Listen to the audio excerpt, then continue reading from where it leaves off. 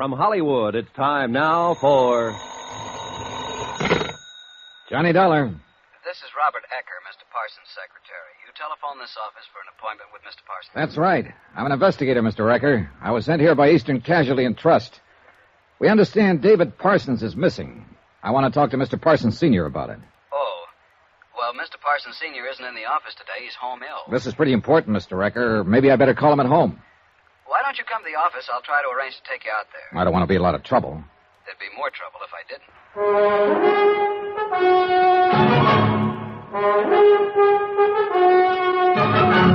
Tonight, and every weekday night, Bob Bailey in the transcribed adventures of the man with the action-packed expense account, America's fabulous freelance insurance investigator. Yours truly, Johnny Dollar.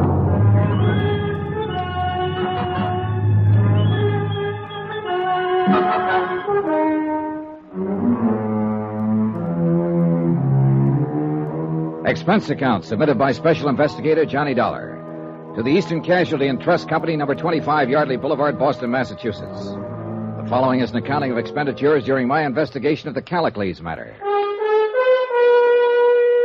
Expense account item 1, $200, 5 cents. Airfare and incidentals, Hartford to Los Angeles. I arrived at midnight, went straight to the Beverly Hilton, had a good night's sleep, and woke up to an early spring heat wave. By 9 o'clock, I had placed my call to Parsons, Stocks and Bonds. At 10 o'clock, I met Robert Ecker in person. He was a man about my age with a thin face and good clothes. Judging from his office, the job as secretary was a pretty responsible one. I don't quite understand this, Mr. Dollar. What made you think that Mr. Parsons Jr. is missing? Is he around? Do you mean, is he in town? Yeah, is he in town? Is he around? Can I see him? Well, none of us exactly knows where he is, but he's not what you'd call missing. Well, now, that depends on how you look at it, Mr. Ecker. We understand David Parsons hasn't been seen for 10 days. Is my information wrong? Well, no, what you say is true. You mean you're here to look into the matter? That's about it. May I say something? Sure. When you're speaking of David Parsons in front of his father, Mr. Parsons Sr., I suggest that you don't use that word missing. I'll try to remember that. The connotation might upset him. I'm certain he doesn't regard Mr. Parsons' absence in the missing sense. Maybe you can tell me how he does regard it. I'm afraid I can't. Mr. Parsons Sr. doesn't confide in me. How about David Parsons' wife? Sorry. How about your own opinion? I'd rather keep my opinions to myself, Mr. Dollar. There's nothing personal, but Mr. Parsons Sr. is very adamant about certain matters. In other words, Mr. Parsons Sr. does all of the thinking for publication. So to speak, yes. What concern does the Eastern... Casualty and Trust Company have in this matter? Yes. What is the bonding company's concern? $100,000. It was an automatic write-up on David Parsons, Jr. when he entered the firm. I still don't understand. David Parsons had access to great amounts of money and transferable bonds here. That's where we're responsible, Mr. Ecker. Is that an inference? If it sounds like I'm worried that David Parsons might have walked off with some money or some bonds, it's an inference. That's rather ridiculous, isn't it?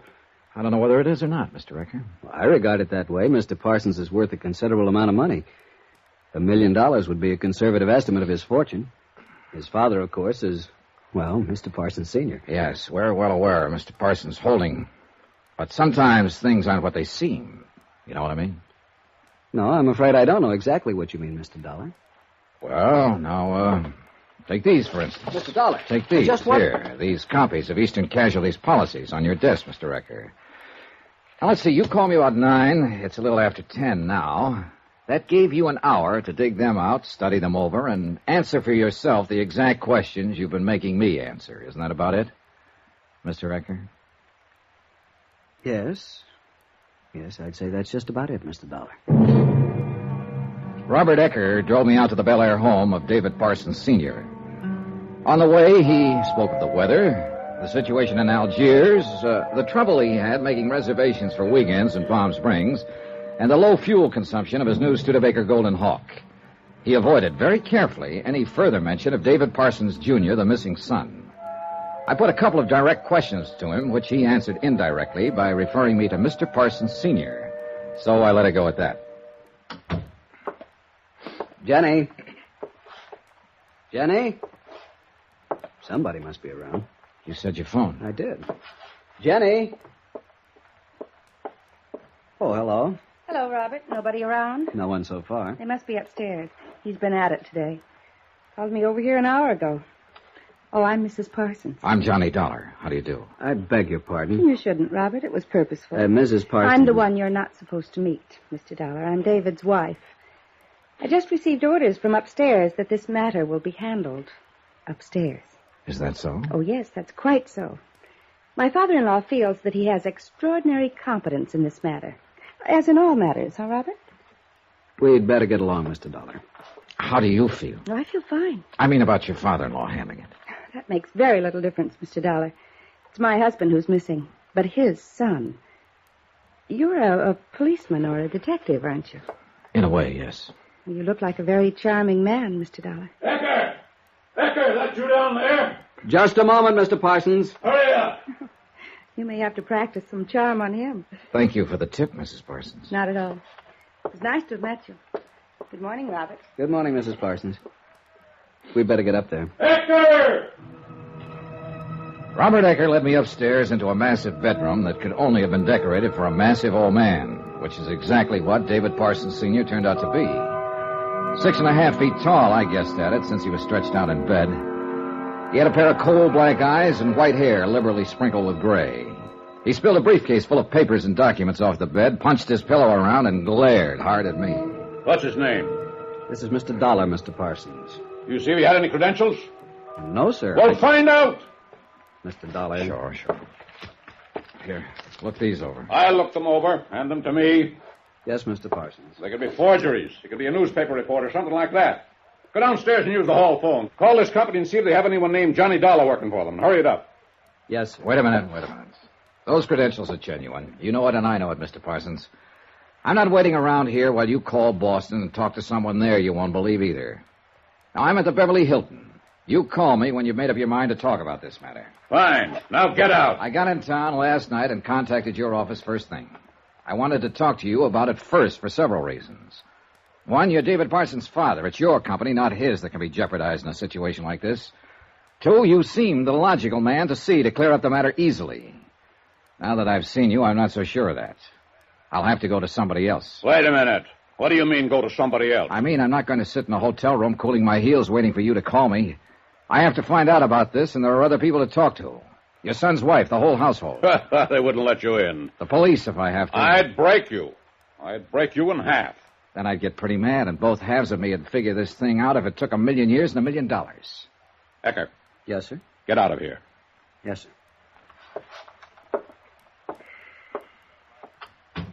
You've got 5 minutes. I've got 5 minutes and 10 minutes and 1 million minutes if I need them. We have a report your son's been missing for 10 days now. One of our brokers reported it. He happened to be one of your son's clients. Missing. All right, where is he? How would I know? I take that to mean you don't know. Do you have any ideas? Of course not. Have you had an audit of your books since he disappeared? What? Have you had an audit? Is there anything missing? Bonds, cash in the company? Ecker! Ecker! Throw this bum out of here and make sure he bounces a couple of times. Mr. Parsons. Throw him out! I've got you by a good 25 pounds, Ecker. Maybe you'd better leave, Mr. Dollar. I think I'll stay. Oh, if I could get out of this bed, I'd do it myself. Ecker! Run along, Mr. Ecker. He'll calm down. I can wait him out. You leave without throwing him out and you're fired. Throw him out! I'll wait for you downstairs, Mr. Dollar. All right. Sit down. What day's today? Friday. It was a week ago Tuesday. David left the house, according to his wife, and that's the last anyone saw him. No word, nothing since then. No police? Of course not, no police. I can hear you. Why? You know why as well as I do. An investment broker missing. What the papers wouldn't do with that? What's been going on? Nothing. We've been waiting to hear from him. No one's done anything? What is there to do that won't bring out the press? Look, I'm not worried about the press. I'm worried about your son, Mr. Parsons. Whatever happened to him has had a 10-day start, and nothing's been done about it. Now, how about the books? What about them? Have you had an audit? Now, look here, you Keep your young... voice down, will you? I ask you a simple question. Have you found anything missing? I haven't looked. Where are you going? Well, if what you say is true, no one's seen or heard of David Parsons for 10 days, then I'm going to get some help. What help? Police. I don't want any police in on this. How much does your responsibility come to? $100,000. I'll post it in cash. You'll what? I'll post that amount of money and assume your liability, if there is a liability. You'll never get a fair offer than that. I don't want this matter to get into the papers. Well? Look, Mr. Parsons, we have assumed liability, and we can't transfer it at this date. It's out of the question. So let's start our planning from there. I met Mrs. Parsons downstairs. I understand she's not supposed to meet me or see me. Now, is that right? Yeah. Well, you better fix up that part of it. That's so? Yeah.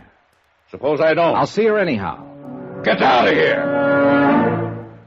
He was looking for something to throw when I stepped out the door and walked down the hall to the stairway. At the foot of the stairs, I looked around for Robert Eckert, who wasn't around. I found my hat by the door, and then I ran into Mrs. Parsons again. Mr. Dollar. Yes? What's been decided? What's he going to do about David? Well, it's pretty hard to say what he's going to do about anything. What are you going to do? I was going to drive over to your house this afternoon and ask you to go to the police and make out a missing persons report. If you refused to do that, I was going to the police myself and ask their help. Oh. Do you think that's the thing to do? I mean, a missing person report? Yep, I think that's the thing to do. I'll be home later this afternoon. He might hear us. All right. Say 2 o'clock? Fine. You cool off? Oh, for a second or two. Some museum piece he is. Be careful of him, Mr. Dollar. He'll break your heart. He's your kind. You're his dish of meat. Yeah. I didn't pay much attention to that remark from Robert Ecker. I thought about Svengali and Rasputin and a couple of fellas like that. I didn't think of Parsons Sr. in the same class with them. But I should have guessed it. Ecker's tried to tell me, but I just wouldn't listen.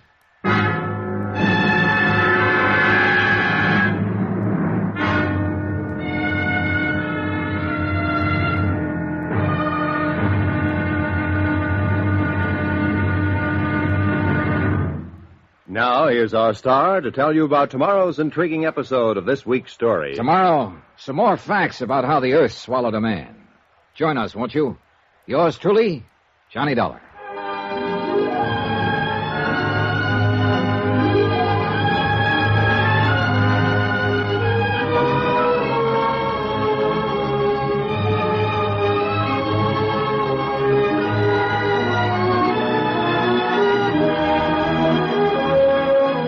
Yours truly, Johnny Dollar, starring Bob Bailey, is transcribed in Hollywood. Written by John Dawson, it is produced and directed by Jack Johnstone. Be sure to join us tomorrow night, same time and station, for the next exciting episode of Yours truly, Johnny Dollar. Roy Rowan speaking.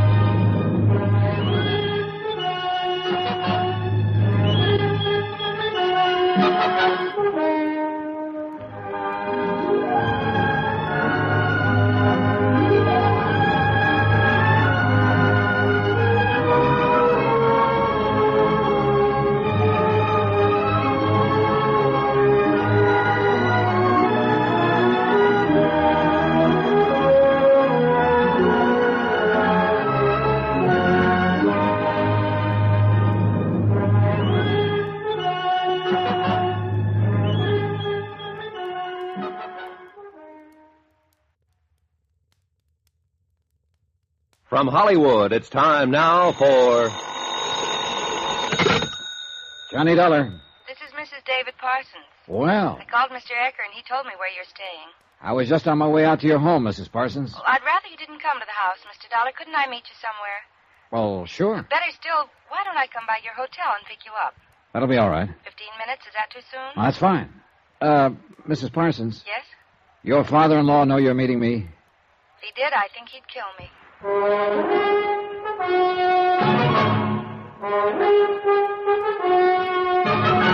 Tonight and every weekday night, Bob Bailey in the transcribed adventures of the man with the action-packed expense account, America's fabulous freelance insurance investigator. Yours truly, Johnny Dollar.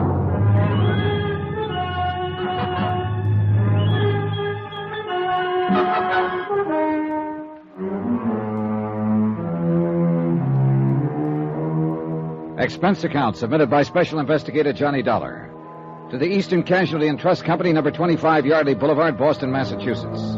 The following is an accounting of expenditures during my investigation of the Callicles matter. Item 2, $4.55, one long-distance phone call to Dave Blaine, Chief Investigator for Eastern Casualty. I explained to him that in spite of our information that David Parsons, Jr. had been missing for 10 days, people in Los Angeles connected with him seemed indifferent or irritated by an investigation. I told him how old man Parsons had tried to throw me out 3 times when I got around to suggesting that perhaps his son might have flown the coop with some money in bonds. Blaine told me to keep trying and keep on trying to get to the bottom of it. I took him at his word. It was a little after 2 o'clock when I saw Mrs. Dorothy Parsons pull up in front of the Beverly Hilton lobby. She wore a ribbon to hold her hair back in a convertible. A sundress showed off a pair of well-tanned shoulders. The dark glasses, the cigarette holder, and the smile did the rest in making her a very pretty woman. I suppose I look worried. I keep you waiting long? No, not at all. What's the matter? Oh, I don't know. Yes, I do, too. It just struck me.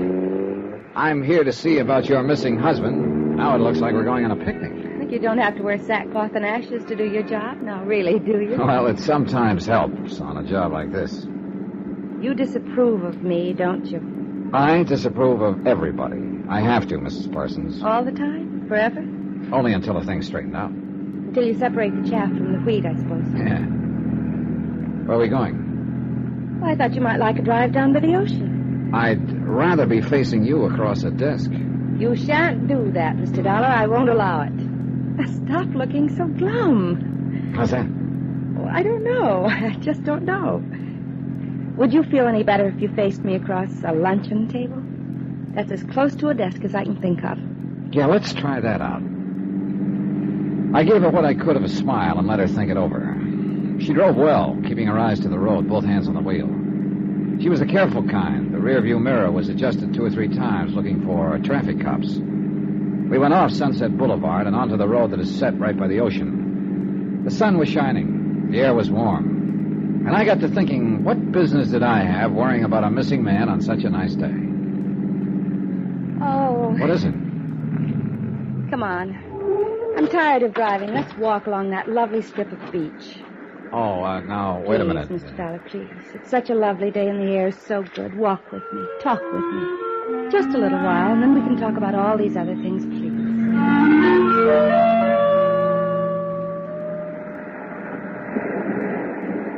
I married David when I was not quite 18.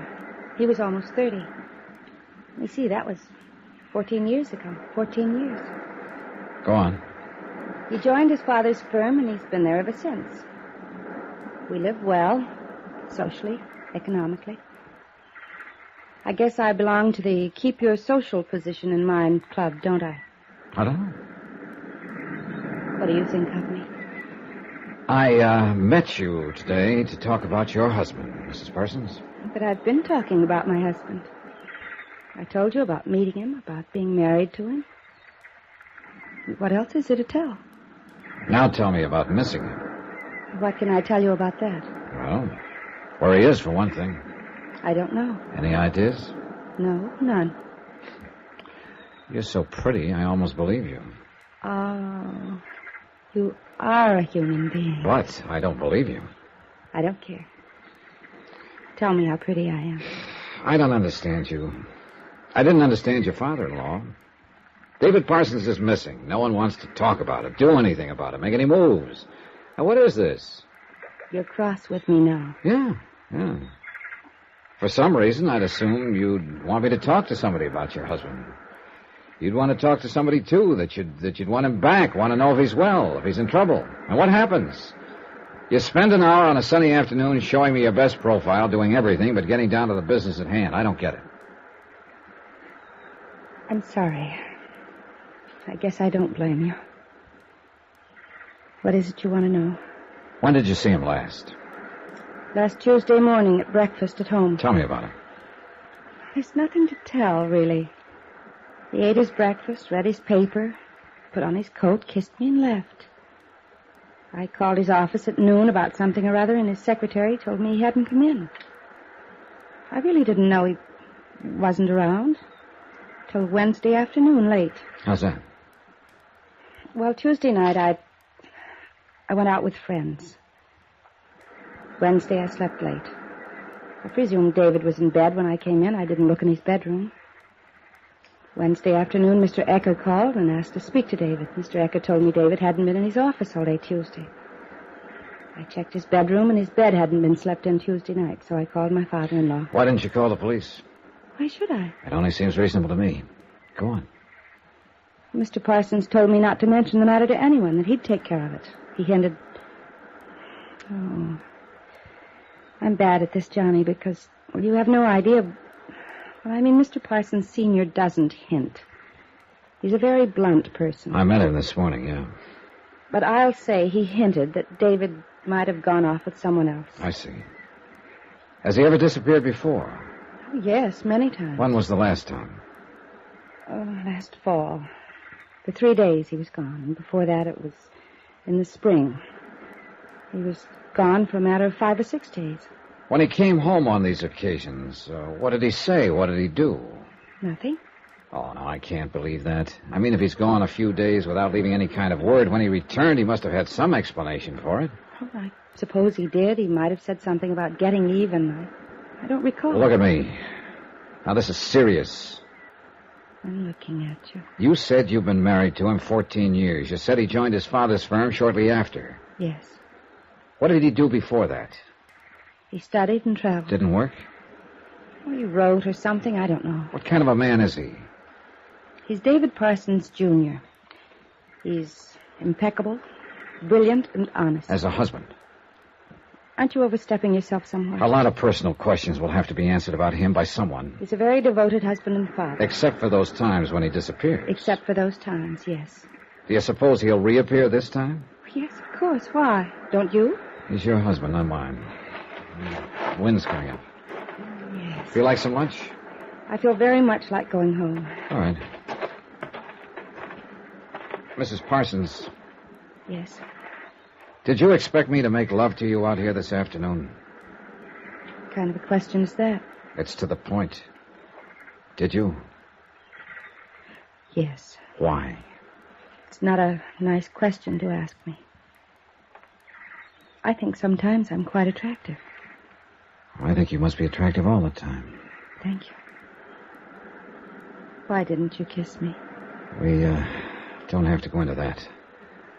Unless, of course, you want to tell me why you stalled me all afternoon. Do you? Touché, Mr. Dollar. One thing more. When I spoke with you earlier, you asked my advice in this matter. I advised you call the police about your husband. Did you? You know I did. I also advised your father-in-law to do the same thing. He said he'd kill me and himself before he'd call the police in. You said, or I thought you said, you'd call him in anyhow.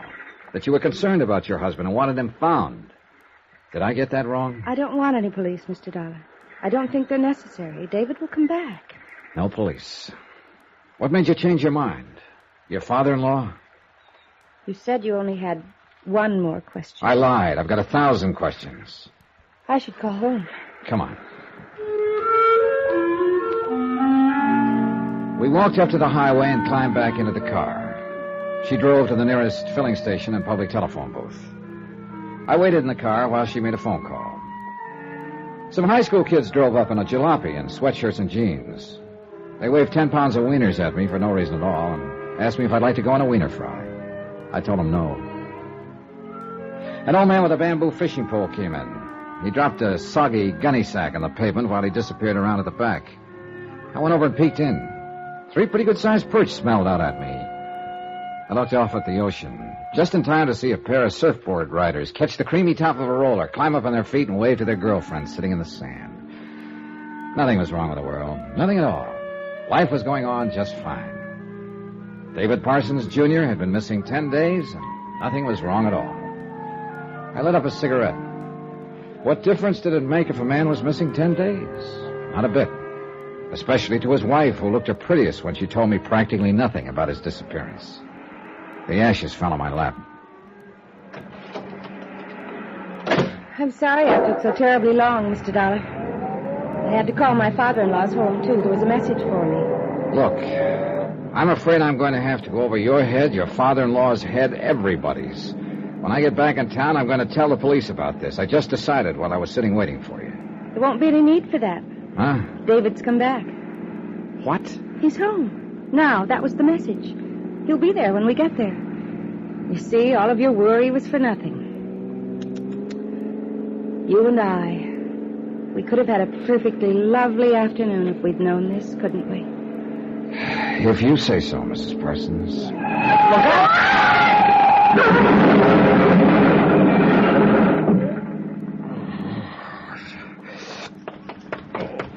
You all right, brother? Yeah, oh, take it easy. Better give me a hand with her. Can somebody call an ambulance? Yeah, sure. You take it easy. I'll take care of her until... What is it? I'm sorry, mister. She's dead.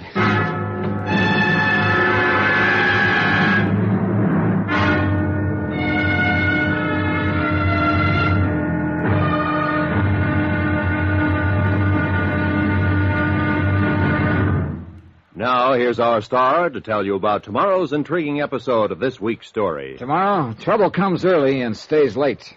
Join us, won't you? Yours truly, Johnny Dollar.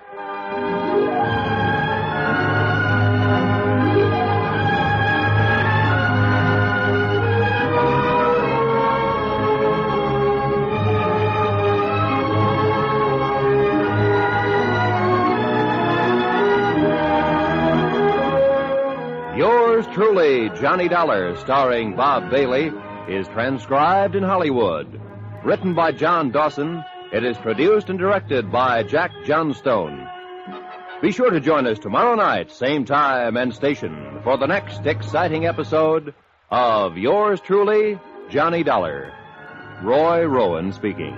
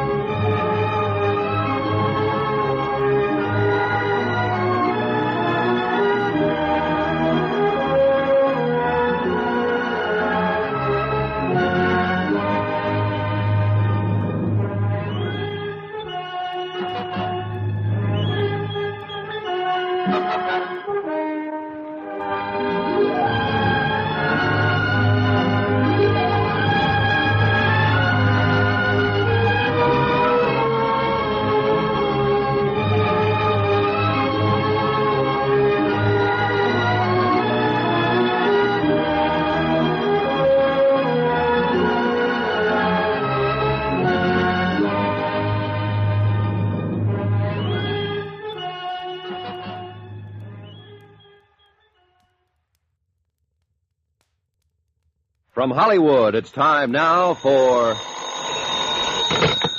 Johnny Dollar. What are you doing lying around a hospital? This is Dave Blaine, Johnny. Are you here in Los Angeles? No, I'm in Boston still. What happened? I was with Mrs. Parsons this afternoon, trying to find out what happened to her husband. She missed a turn in the road. How is she? Is she all right? She was killed, Dave. Oh, good Lord. Johnny, what can I do to help? Nothing, Dave. Nothing much to do now. Parsons is back, and, well, now he's back, I'll wrap it up. Johnny, what is it, pal? She was a pretty nice person, Dave. I saw her die.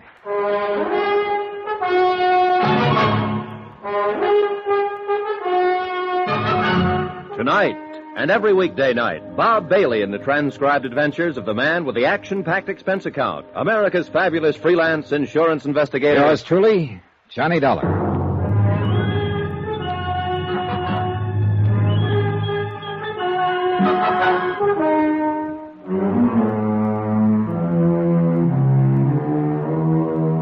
Expense account submitted by Special Investigator Johnny Dollar to the Eastern Casualty and Trust Company, number 25 Yardley Boulevard, Boston, Massachusetts. The following is an accounting of expenditures during my investigation of the Callicles matter. Item 3, 26 cents for a package of cigarettes, which the night nurse at St. John's Hospital bought for me. She also brought in a sedative. That was the last thing I remembered until about 5 o'clock in the morning. Look out! Look out! Look out! Mr. Dollar. Yeah. Hey. Here. Oh. You got a bad dream. Yeah, I guess. You just lie down. You need some rest. Yeah. Can I get you anything, Mr. Dollar? Some water? No, sister, no, thank you. What's your name? I'm Sister Amadea. You weren't here when they brought me in. No. Now you just go back to sleep. Sister, wait. Yes? I'd like to talk to you about it. Of course. You mean the accident? Yes, all of it. I'd feel better. Well, we want you to do that. Certainly. I came to Los Angeles for an insurance company back east. Mm-hmm. We had a report that a big executive in a stock firm out here was missing. I see. A man named David Parsons, junior partner with his father in the stock and bond business. Oh, yes, I've heard of the Parsons family. I talked to a man named Ecker, old Mr. Parsons' secretary. Mm-hmm. Ecker took me out to see the old man. He was pretty nasty. Wouldn't talk much about his son being gone for 10 days. Then I met David Parsons' wife. I told her I thought the matter should go to the police. She agreed with me. But later on this afternoon out by the ocean, she said she expected him to come back. She called the house, and they said David Parsons had come back. Oh. It was a strange afternoon, sister. I mean, we sat in the sand and talked about these things. Mm-hmm. I could have fallen in love with her. Maybe I did. I'll never know. Sister Amadea. Oh, Mr. Dollar, you're more shaken up than you think. Really, you should... I'll never get used to things like this. Now you just sleep, Mr. Dollar. Go on, now go to sleep. The world becomes very heavy sometimes. Now just go to sleep.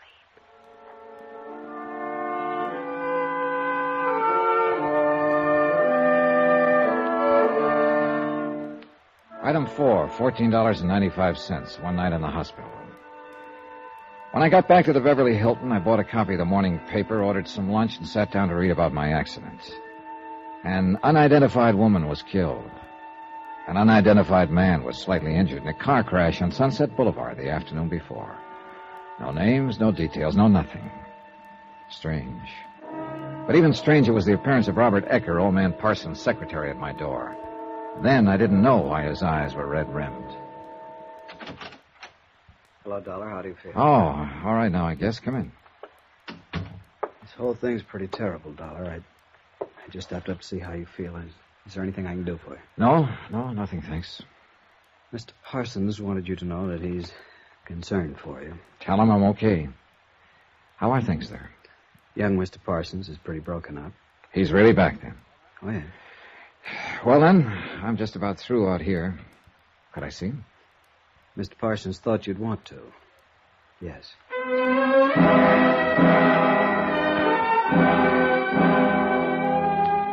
Expense account, item 8, $178, airplane ticket, back to Hartford. Item 9, $43, hotel and board for 2 days in Los Angeles. Item 10, $6 cab fare. My plane was scheduled to leave at 9 o'clock that night. I checked out about 4 in the afternoon and went directly to the home of David Sr. He looked a little ashen when I came in, but his temper hadn't improved much. He pointed a crooked finger at me. I've got this to say to you right now, Dollar. If you hadn't insisted on talking to her, she'd be alive today. She wouldn't have been with you driving that car. If she hadn't been forbidden by you to see me, we wouldn't have had to drive around in a car. You have a drink around here? Right there. I didn't come here to argue with you anymore. My job was to find your son. Evidently, he wasn't lost. Ecker told me I could meet him here about this time. You're pretty free with my whiskey. You can afford it. You want one? Oh, I get a jigger before every meal, that's all. Cheers. Well, am I early or what? David will be here any time now. Have any arrangements been made yet? You'll have to ask Ecker about that. I don't know. I'd like to send some flowers, something. That's always the logical gesture. This is Mr. Dollar, David. Come in. It's my son, David. The man in the black suit wasn't what I expected in the way of David Parsons, Jr., somehow. He was tall and rangy, almost athletic. He had a good sunburn and a pair of square shoulders. I would have read him for an advertising man or a pro ball player. Certainly not for the investment brokerage business. We shook hands. He smiled wanly and lit up a cigarette. Dad tells me you've been looking for me. That's right, Mr. Parsons. Where have you been all this time? Well, I took a freighter out of Los Angeles and rode it up to Oregon. Just a whim. Wanted to be alone and do some thinking. How come no word? Oh, that's a whim, too. Are you trying to get into my personal life? No. Just curious again. Well, here's some reports I have to make out. If you'd sign them, I'd appreciate it. Go ahead, sign them. Let them go. Sure. I have a pen.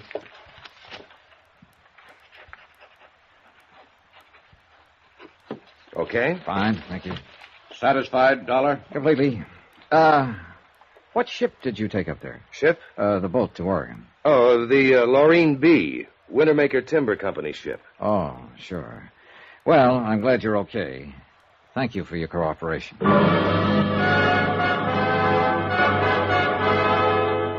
I went back to my hotel, checked in once more, canceled my airline reservations, and put in a call to Robert Ecker. He wasn't in his office.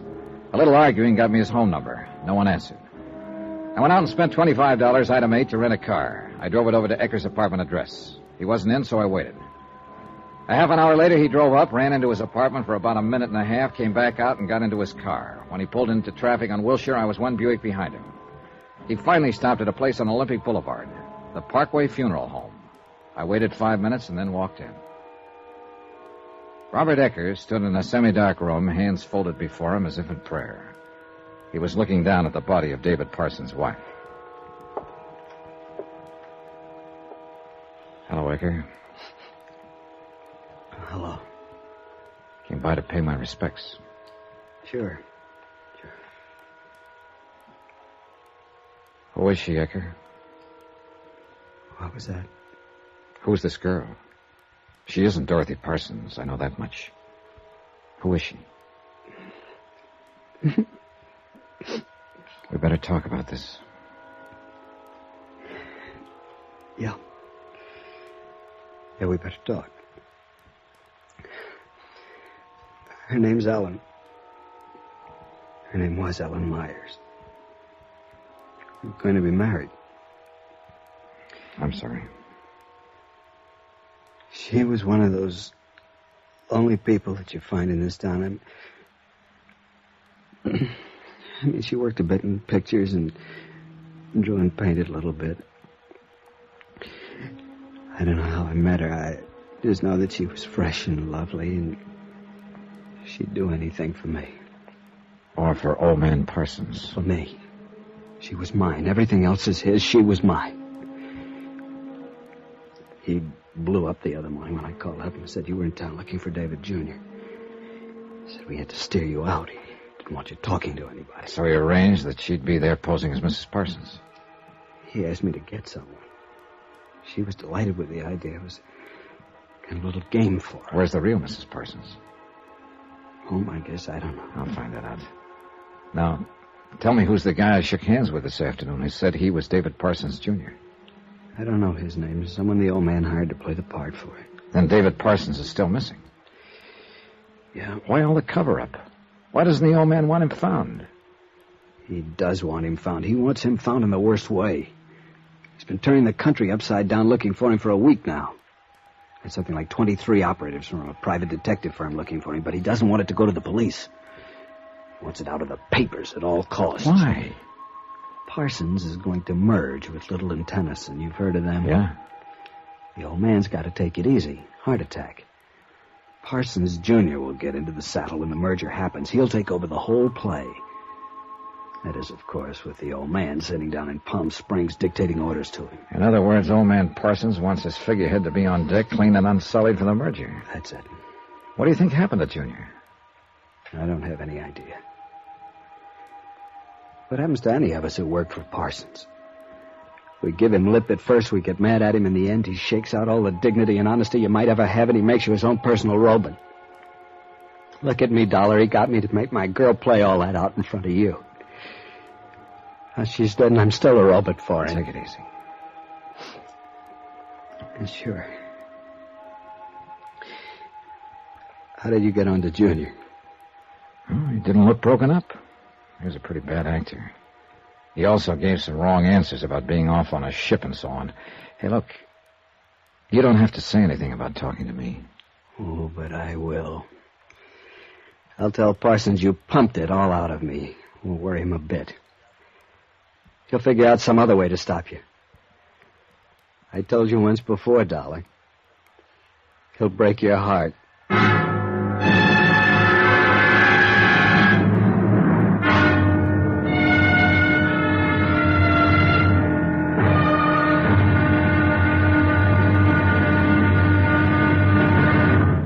Now, here's our star to tell you about tomorrow's intriguing episode of the Callicles matter. Tomorrow, we find out that Callicles was a Greek. Maybe the greatest one of them all. Join us, won't you? Yours truly, Johnny Dollar.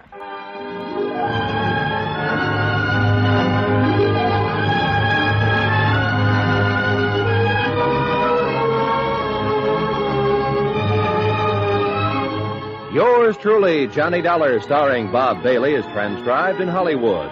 Written by John Dawson, it is produced and directed by Jack Johnstone. Be sure to join us tomorrow night, same time and station, for the next exciting episode of Yours truly, Johnny Dollar. Roy Rowan speaking.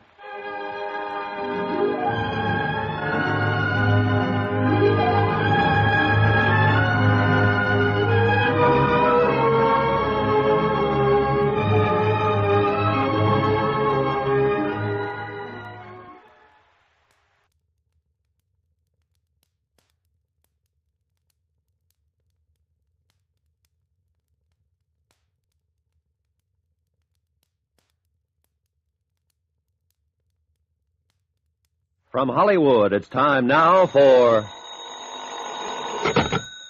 Johnny Dollar. Ready with your Crestview number, Mr. Dollar. Good. Yeah? Mr. Parsons? Who's this? Johnny Dollar. What are you doing in town?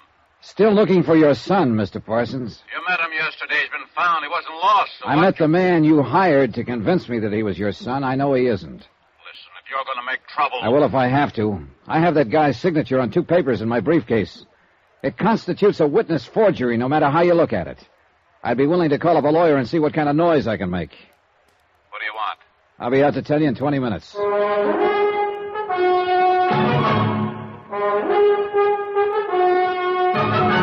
Tonight, and every weekday night, Bob Bailey in the transcribed adventures of the man with the action-packed expense account, America's fabulous freelance insurance investigator... Yours truly, Johnny Dollar.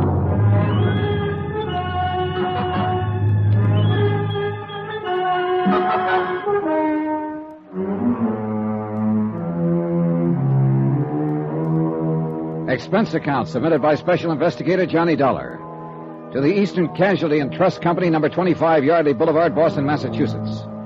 The following is an accounting of expenditures during my investigation of the Callicles matter. Expense account item 9, $100, legal retainer. I hired an attorney named Robert Watson to arrange for a court order impounding all the records in the Parsons brokerage house. I also turned over to him the forged reports. After that, I drove out to see Parsons, still laid up in bed. Who spilled the beans? You did, mainly. I didn't believe that guy here yesterday afternoon. I didn't believe the woman who was supposed to be his wife. So let it go at that. I'm here to find David Parsons, Jr. Let's stop playing games. Don't get fresh with me, boy. I've crunched many a loud talker just like you. You want me to walk out of here and start jamming up your works right now, or do you want to listen? You've botched up everything so far. Do I handle it, or do we keep on like this? I'm going to kill you when I get on my feet. In the meantime, you're going to lie there and like it. I came out here to find your son. You arranged to throw me off his trail by hiring a woman to play his wife and a man to appear and pretend he was your son. Let's take it from there. I understand you've had private detectives looking for him all over the country. What agency? Universal Operators. Who's in charge of it there? Man named Underwood. Have they got any leads? Nothing for 12 days. Did he take anything? I don't know. We haven't made an audit. Well, there'll be an audit. I've got the machinery started right now. Who do you think... Shut up and lie down or you'll bust a blood vessel. Is Mrs. Parsons in town? I sent her down to Palm Springs. All right, it's 10:15 now. If I remember right, there's a plane from Palm Springs about noon. Call her there and tell her I'll be at her house at 2 o'clock. I want to talk to her. Are you giving me orders? I sure am. I want everybody in that household there. 2 o'clock. You arrange it. I'll arrange nothing for you. Now get out of here. Call who you have to call. 2 o'clock, Mr. Parsons. I left him fuming on the phone and drove my rented car downtown to the offices of Universal Operatives Incorporated. Mr. Underwood, the man in charge of finding David Parsons, Jr., shook my hand and told me he could report nothing to me about the case. I asked him to phone old man Parsons, which he did. That changed his mind. He broke down and gave me an hour-long story on what they'd done to locate the missing man. When he was finished, it came out the same way. They'd run into blank walls everywhere. They had no idea where David Parsons might be. I told Underwood he and his staff were fired and that Mr. Parsons would confirm it. I left him fuming on the phone. Expense account item 10, $4, 2 drinks and lunch, all alone. After that, I drove over to the residence of David Parsons, Jr. Mrs. Parsons was a tall, graceful woman in her late 30s, settled on a sofa in front of the fireplace. The clothes she was wearing, the house itself, the appointments of the formal room, all suggested a well-run, well-kept sort of life. I've answered so many questions from those private detectives. I'm sorry to put you through it all again. You must operate in a rather high-handed manner, Mr. Dollar. My father-in-law expressly told me the point here is not to let any of this get into the papers. The point here is to find your husband, Mrs. Parsons. He's been missing 12 days now. Well, I suppose I was the last one to see him. It was after dinner. He went upstairs. I didn't see him after that. This would be... The 13th. Yes, it was. Did he sleep here that night?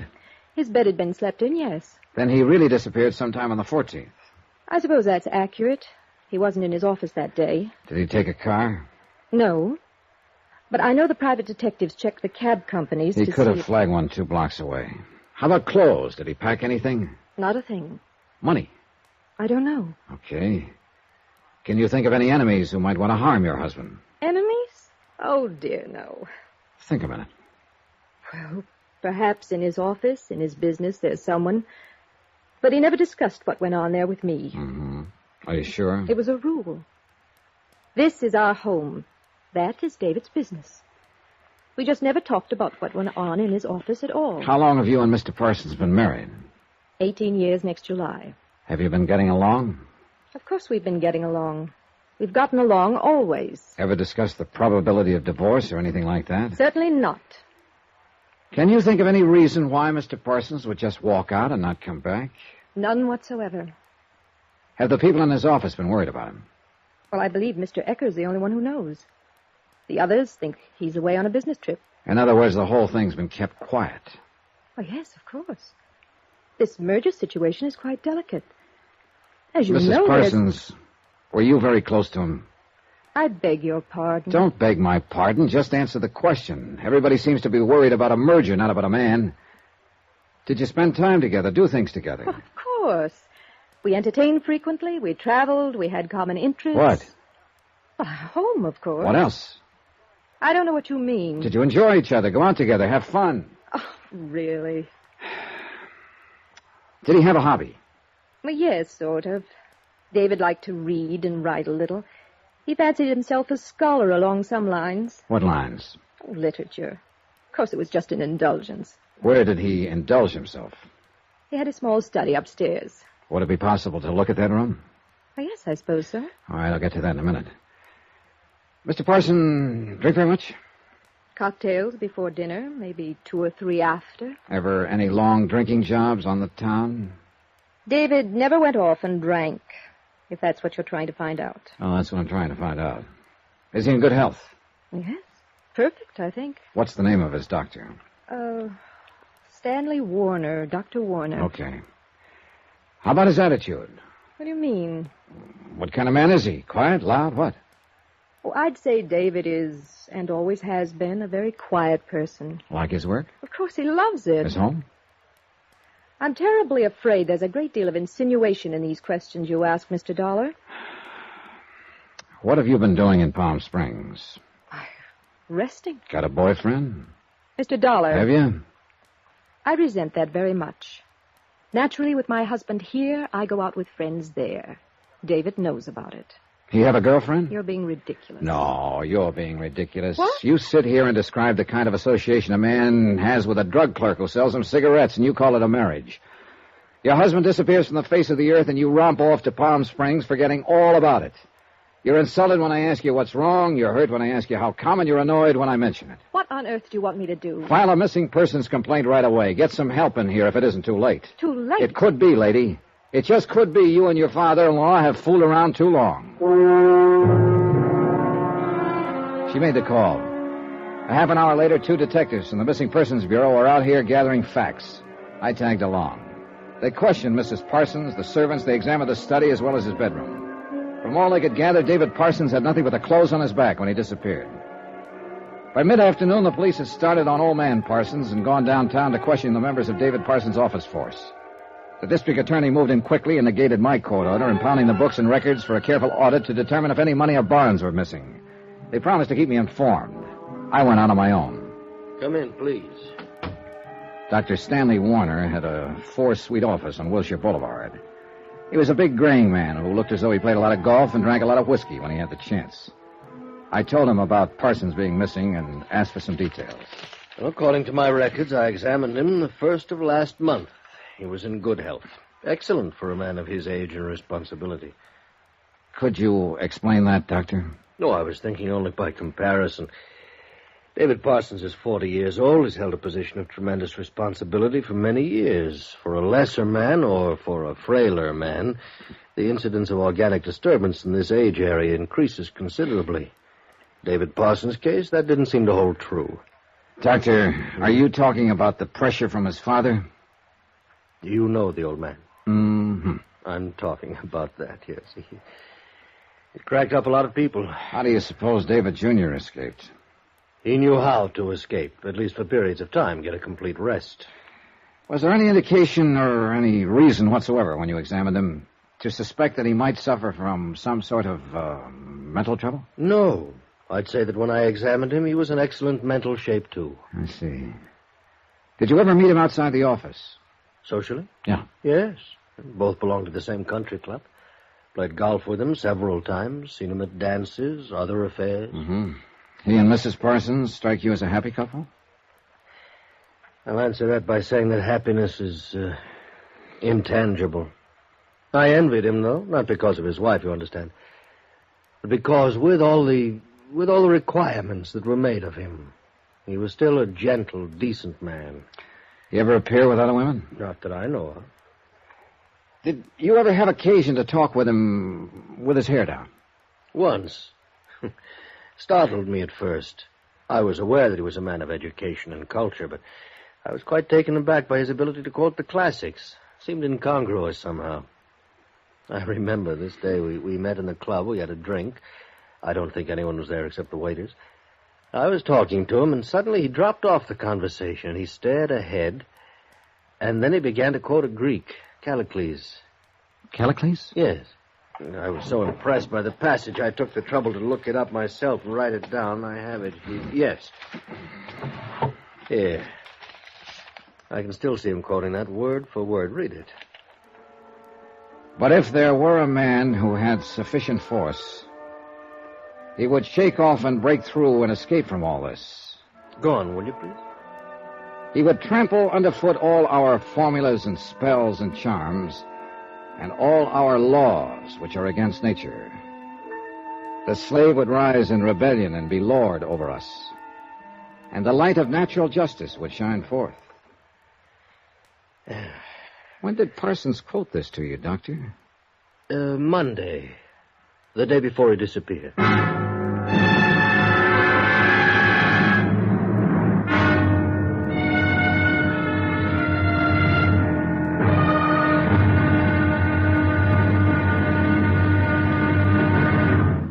Now, here's our star to tell you about tomorrow's final intriguing episode of this week's story. The answer is with that old Greek who lived 3,000 years ago. Tomorrow we'll find it. Join us, won't you? Yours truly, Johnny Dollar.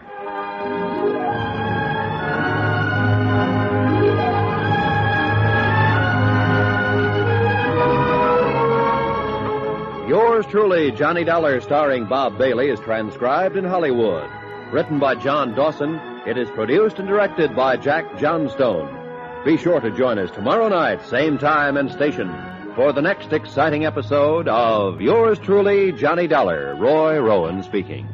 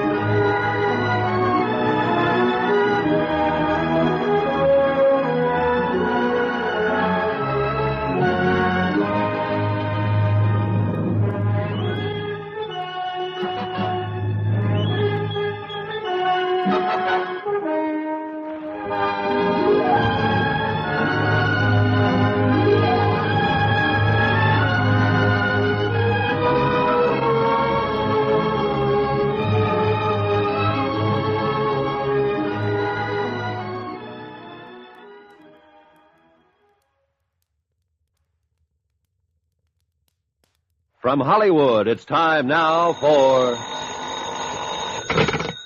Johnny Dollar. David Parsons. Did you read the morning paper? Yep. It's spread all over them.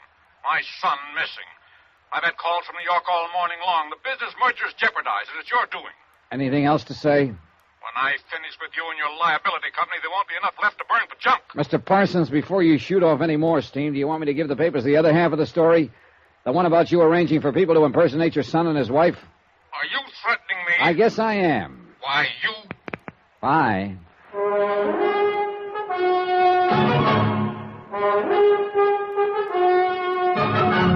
Tonight and every weekday night, Bob Bailey in the transcribed adventures of the man with the action-packed expense account, America's fabulous freelance insurance investigator. Yours truly, Johnny Dollar.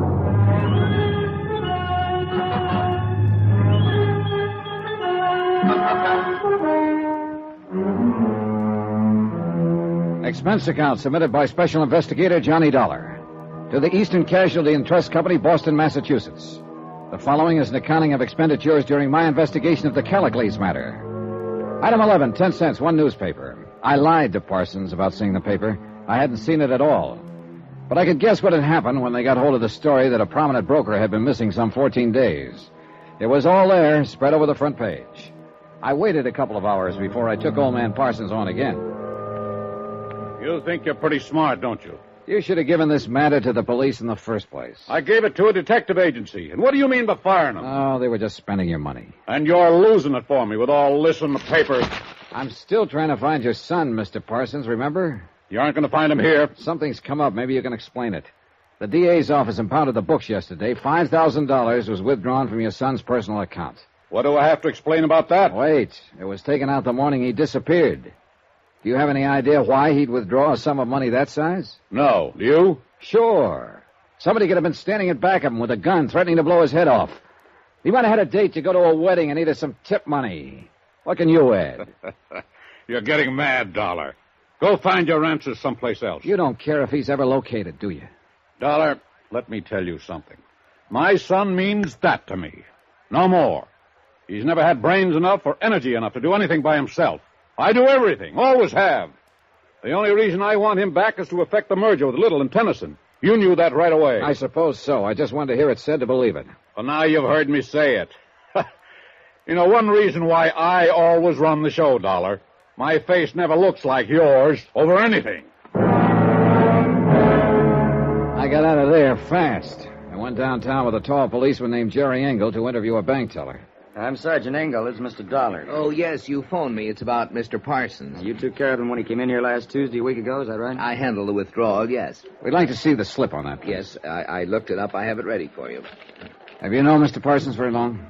Well, I don't know him well, really. Look at this picture. This man is the same who signed the withdrawal slip last Tuesday morning? Yes, that's Mr. Parsons. Okay. Tell us what happened. Well, he just came up to the cage and handed me the withdrawal slip, that's all. I see.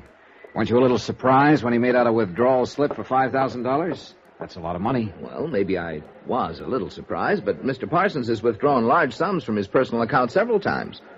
I always assumed it was some sort of speculation where he needed cash on hand. When he came up to the cage to you, what exactly did he say? Oh, just good morning or something like that, and then, will you please take care of this? Didn't he stipulate how he wanted the money? Oh, yes, he did say that. I'm sorry. He took it mostly in hundreds and fifties. Any of these bills happen to be recorded?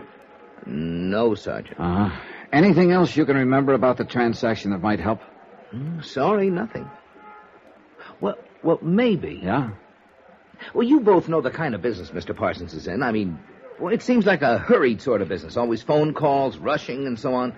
He was always like that, it seemed to me. He'd come in here, do what he had to do, and rush out. Very brisk, you know. But that morning, he didn't seem in a hurry at all when he left. I mean, I had the distinct feeling that Mr. Parsons didn't particularly care in what direction he went. A recheck with Mrs. Parsons and the house servants established that Parsons had not left the house with the described money bag. The police went to work on that angle, trying to find out where he had purchased it. A supplementary bulletin went out with the news about the bag. The district attorney's men were trying to find out if he was involved with another woman, and if so, who. Parsons was reported to be in Toledo, Detroit, the Virgin Islands, and Boston. All the reports were untrue. Yeah, officer, that's him. That's the guy who was in here that night. You sure? Well, I'm positive that's his picture. Was he with anybody? No, he was all alone. He sat over there on that stool. How long was he here? Oh, he's here. We closed the joint. Did you happen to see where he went from here? No. Now, what kind of shape was he in? Drunk? No, he was real sober and quiet. Drank all night, but he seemed to hold himself okay. Did you talk to him at all? No, just took his order for drinks. He didn't seem to want to talk to anybody. I see. Did you happen to notice if anybody who was in here went over and talked to him? I think a couple of people tried. You know, you get that sort of thing in a joint like this, but he didn't say much to any of them, so they just left him alone. He just sat alone and drank? No, he was making a phone call all the time. He was here, a long-distance call from the booth over there. He sat at the end of the bar so he could hear the phone ring. How do you know he was making a long-distance call? Well, he handed me a 20 once and asked me to change it to quarters for him. All the quarters I had. About what time was this? Oh, I don't know exactly, but it took him 2 or 3 hours anyway. Do you know if he ever completed his call? He poured a lot of dough into the phone. I guess he did finally. Did he have anything with him while he was here? What do you mean? Was he carrying a little black bag, maybe? No, nothing but his overcoat. Yeah. What? He did say something to me at that. He asked me if I knew Callicles. Callicles? Yes, Sergeant. He was about 3 bourbons along by then. Mean anything? I've heard about that before, Jerry. Callicles was a Greek. Parsons quoted him to his doctor once. Something about a man breaking through and shaking off his chains. A pretty piece of poetry. poet. I thought he was a bookie. Oh, excuse me. Well, Jerry, one thing for sure. Yeah, what? We know he was alive that night.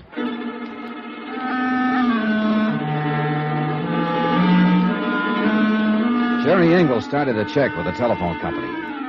Their records disclosed that David Parsons had placed a call from the pay booth in the bar on the night in question.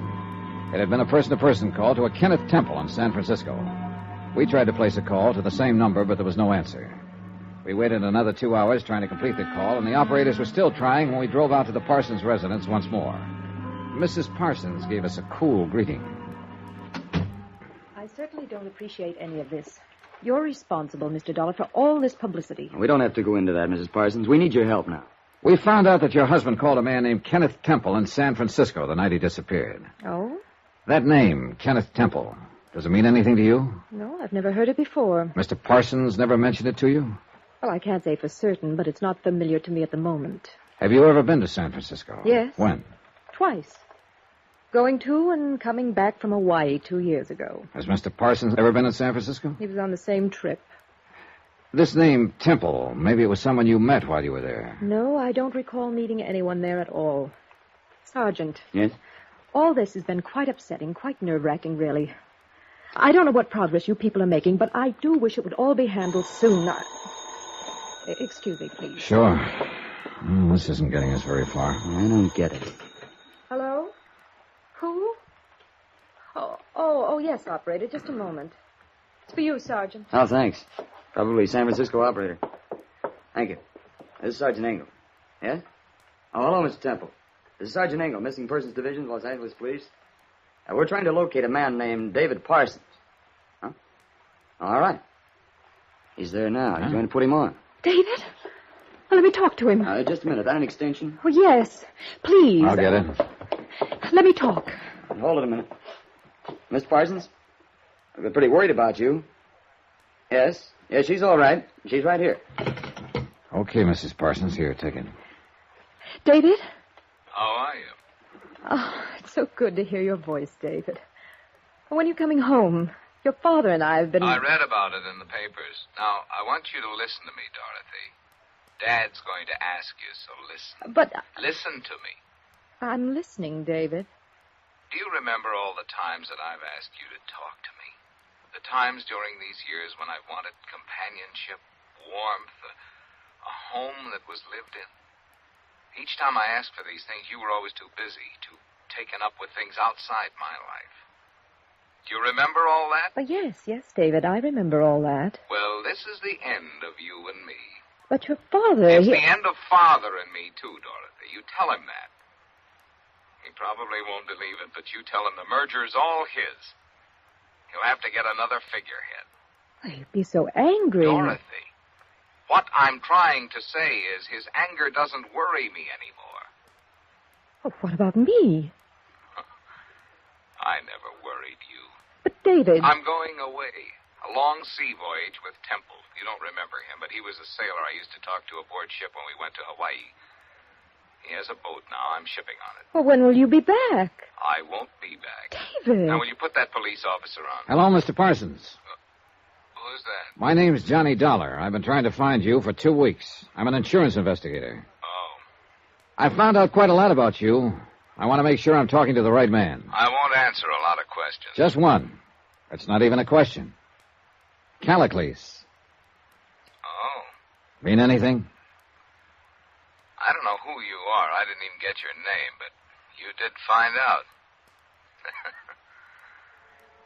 If there were a man who had sufficient force, he would shake off and break through and escape from all this.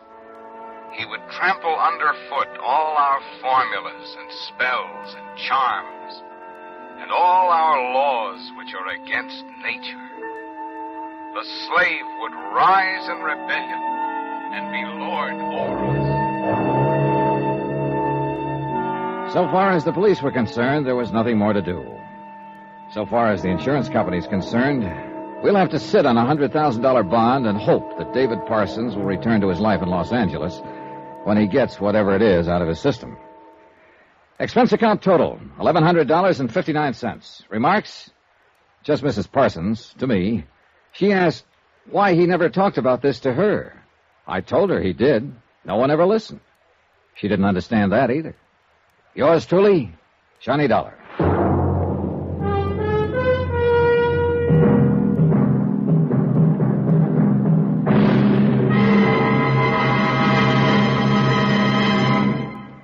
Now, here's our star to tell you about next week's intriguing story. Next week, one of the most heartless, most vicious rackets an insurance investigator ever had to face.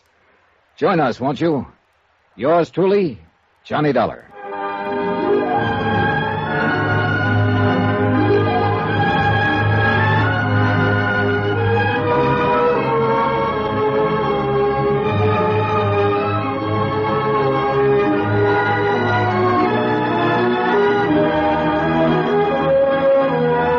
Yours truly, Johnny Dollar, starring Bob Bailey, is transcribed in Hollywood. Written by John Dawson, it is produced and directed by Jack Johnstone. Heard in this week's cast were Virginia Gregg, Harry Bartell, Lillian Baeff, Will Wright, Gene Bates, Carlton Young, Lawrence Dobkin, Bert Holland, Marvin Miller, and Herb Vigran. Musical supervision by Amerigo Marino. Be sure to join us on Monday night, same time and station, for another exciting story of yours truly, Johnny Dollar. Roy Rowan speaking.